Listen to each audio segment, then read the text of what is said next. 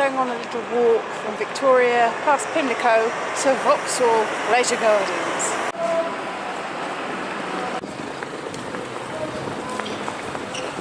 If you've ever seen Passage to Pimlico, there's a group of post-World War II people in Pimlico. It's been devastated by bombs, there's austerity and rationing, and somebody finds in a box a thing that says that it's part of France, that it was owned by somebody that was a French duke, and they all decide that they're going to be part of France, and much shenanigans ensue. And then eventually they decide they don't really like being part of France and they stay being in England because of the customs union and stuff. It's really difficult to get things past the border. But I think maybe Pimlico should declare independence from Britain. I would. Ooh, nice gardens. Pretty. Oh, it's a fountain. You know what they used to say about pampas grass?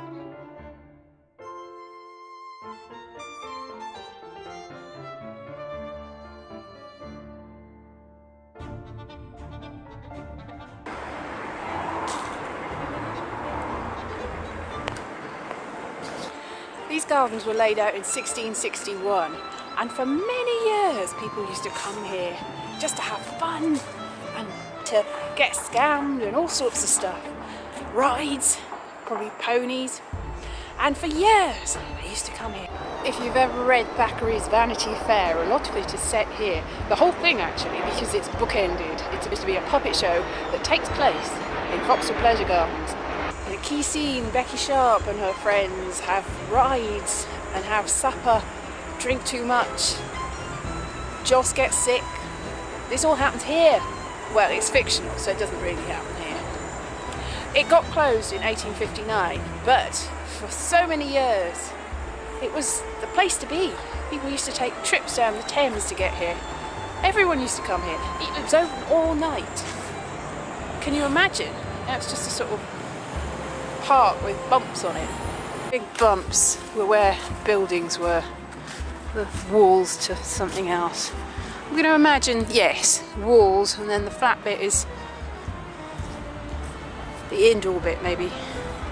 It's difficult to see, really, difficult to know. It would have been fun though to see all the colours and lights, sup with people and watch shows, jump and laugh and play, have no cares.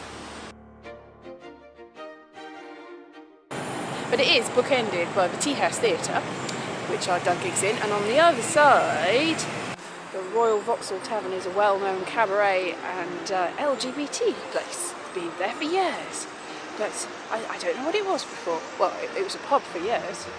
But I'm going to go there this evening to see a friend of mine who I met on a comedy course, but he also did a drag course quite recently, and he's going to do his debut there, and I'm going to see it, so that's exciting. It's sort of a return to what Vauxhall Pleasure Gardens used to be.